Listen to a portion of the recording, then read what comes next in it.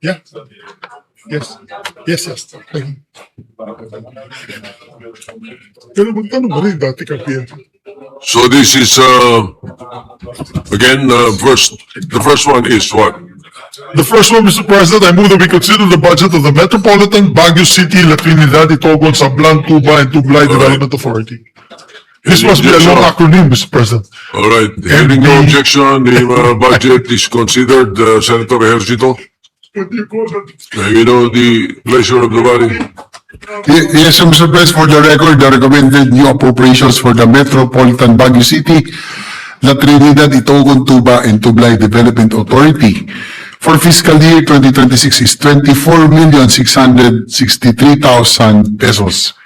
The recommended new appropriations for Investida under the new Senate version increased by 4,507,000 pesos, or by 22.36%.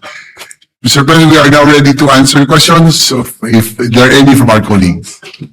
Mr. President, just myself, Mr. President, just want to ask, what is the short name of the agency? Ang haba kasi ng acronym na ito. Investida. Ano? MBLISTTDA. So, Okay. it's a very long one because it includes Baguio, La Trinidad, Itogon, Tuba, and Tublay development. I hope it is money being well spent with this, Mr. President. Mr. President, no member wishes to interpolate the measure. I move that we deemed submitted. These budgets are deemed submitted, Mr. President, for Metropolitan, Baguio City, La Trinidad, Itogon, Sablan, Tuba, and Tublay Development Authority. Any objection? Hearing none, deemed submitted. Thank you, Mr. President. Thank you, ma'am. Sila yan? Sila yan? Oh, you can go now, ma'am. Thank you. Salamat. Ikaw na, Amy. Now we'd like to call, Mr. President, to the session hall, the heads of the Authority of the Freeport Area Bataan, Cagayan Economic Zone Authority, Philippine Center for Economic Development, Subic Bay Metropolitan Authority, Zamboanga City Special Economic Zone Authority, and Southern Philippine Development Authority so that we can tackle their budgets. All right. The enumerated agencies are hereby, or executive offices are hereby called on. And may we know the sponsor? Who is the sponsor? The sponsor, Mr. President, maybe we can recognize the sponsor to just read out their budgetary requirements. May we recognize Senator Amy Marcos, Mr. Senator Amy Marcos is recognized to report the budgetary support of these government corporations. Thank you very much. Thank you very much, Majority Leader, Mr. President. First, I would like to propose the budget of the AFAB. Sponsoring for fiscal year 2026, the budget for the Authority of the Freeport Area of Bataan, an amount of 250 million as national government support, composed of 150 million national government equity and 100 million subsidy. It's earmarked for the critical infrastructure projects, the 150, and 60 million for the retrofitting and improvement of the dam located in the Freeport area of Bataan, FAB, while the remaining 40 million from the national government subsidy will be used for the road network diversion project. Yun lang po. Just a request, Mr. President. Mr. President, is the head of the AFAB here with us? May we ask him to stand and rise? Yes. Yes, Mr. President. Thank you. All right. What is the pleasure of the body, Mr. With President? that, Mr. President, no member wishes to interpolate the body of the Authority of the Freeport Area Bataan. I move that we deem considered their budget, Mr. President. Deemed submitted. Deemed Any submitted, sorry, objections? submitted, Mr. President. Hearing none is deemed submitted. Thank you, Mr. President. Maybe we can take up the next one, Cagayan Yes. Economic Zone Authority. If the Majority Leader and the President will allow, I rise to sponsor for the proposed fiscal year 2026, the budget of Cagayan Economic Zone Authority, or SESA. For 2026, we are proposing a budget of 1.095 billion as government equity. The amount to be broken down as follows: repair, rehab, and maintenance of the breakwater Phase 2 678.987 million. SESA Global District Development, a site development effort amounting to 366.244 million, and the construction of SESA Hotel amounting to 50 million. The head of SESA, Katrina Ponce Enrile, already asked for Please excuse, Mr. President. Yeah. Yes, yes, I have to received be the letter. allowed to be absent. Yes. Yes, I received the letter. Thank you. Yes. And to be fair to Madam Cristina, she was here yesterday with us, Yes. but for another purpose. And actually, the timing is, I don't want to say impeccable, but it's uncanny because SESA was the creation of Senate President Juan Ponce Enrile. So I believe that we will do him justice, Mr. President, to support its budget. Therefore, Mr. President, without further ado, no member wishes to interpolate the budget of the said authority. I move that we deem submitted the budget of Cagayan Economic Zone Authority. Any objection? Hearing none, we declare that Cagayan Economic Zone Authority budget is hereby deemed submitted. Thank you, Mr. President.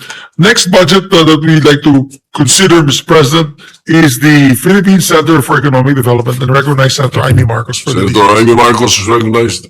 Thank you very much, Mr. President. Majority Leader, I rise to sponsor for the proposed fiscal year of 2026, the budget of the Philippine Center for Economic Development, or PCED, proposing an amount of 121,764 million as national government subsidy.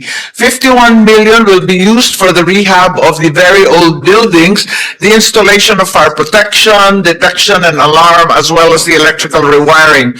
Secondly, 58.096 million to support the teaching and research program for the UP School of Economics. And thirdly, the Senate version or our committee report is proposing the amount of 12.5 million requested for the reconstruction of the underground cistern at the Student Activity Center. That is the budget for PCED po. Majority Leader. We'd just like to ask if the head of the Philippine Center for Economic Development is with us, please rise. Hi, hello, madam. No.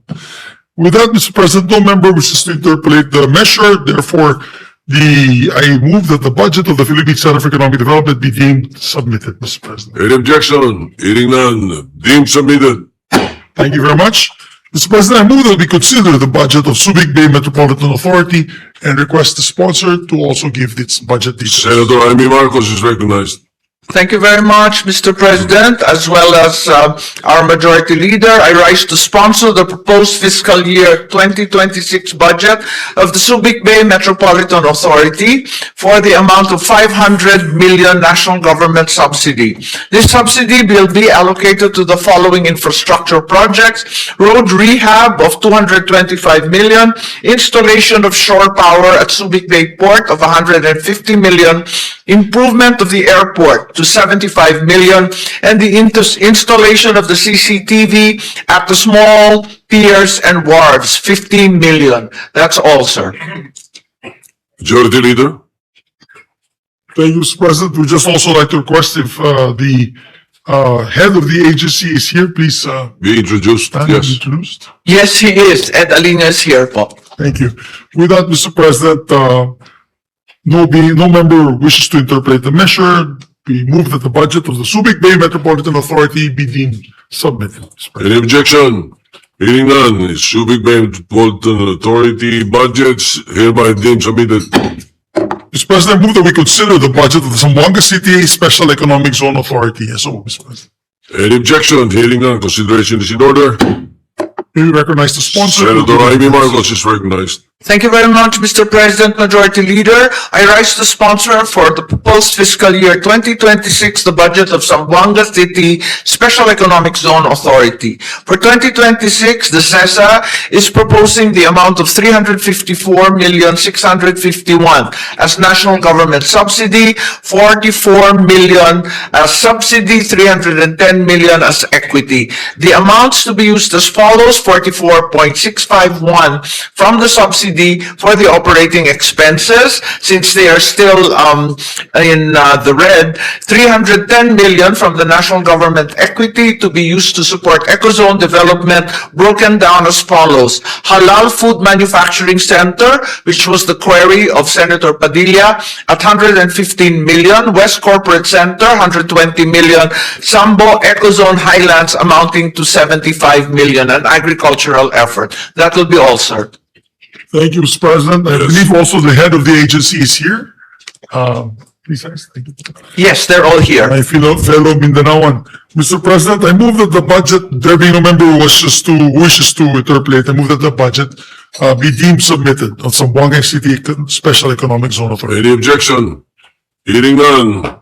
Zamboanga Economic Zone Authority's budget is deemed submitted. And last but not the least, Mr. President, I move that we consider the budget of the Southern Philippines Development Authority. So, Mr. President, and recognize the sponsor. Senator Amy Marcos is recognized to sponsor. Thank you very much, Senate President and Majority Leader. I rise to sponsor the proposed fiscal year 2026 budget of the SPDA Southern Philippines Development Authority for the amount of 158.029 million national government subsidy to be spent first on the general administration and support, specifically for personnel services of 67.775 million, as well as maintenance and operating expenses of 15.254 million. Further, an additional amount of 75 million was requested by SPDA for the survey of land covered by Proclamation 2046, series of 1981, which was added in the Senate version. Thank you, Mr. President. Mr. President, I believe the head of SPDA is here also, our colleague from Congress, my dear classmate in 10th, 11th, and 13th Congress, other than former Congressman Salapudin. Yes. And also, the head of the AFAB is also, of course, our Senate President Pro Tem. I'm sorry, Senate President himself, Senator Soto, would like to interpolate together with Senator Rafi Tulfo, Senator Bato del Rosa, if he's around, but is he around? Okay, he's not around. Senator Marcoleta, Senator Padilla, and Senator Pangilinan, and of course our Senate President Pro Tem, Senator Lacson. After mo. Ako na muna. Yeah. Hindi na nga eh. Baka- Hi, Senator, and also Senator Erwin Tulfo. Mr. President, we'd like to recognize the sponsor, Senator J.V. Arcito, to sponsor the measure and of course give details on the budgetary requirements of these agencies. Yes. I so move, Mr. President. Hearing no objection, we now consider the budget of the DILG. And recognize Senator J.B. Arcito to sponsor the measure, sponsor the budget. Yes, Mr. President, before we start, we'd like to ask a little order in the plenary.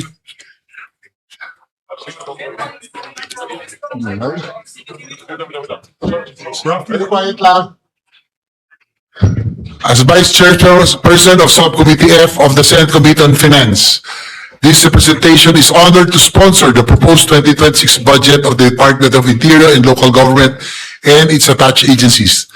The DILG family, headed by Secretary John Vic Rimulya, joins us this afternoon. Mr. President, for the record, the recommended new appropriations for DILG and its attached agencies for fiscal year 2026 is 308,239,334,000 pesos, which is broken down as follows. There you go.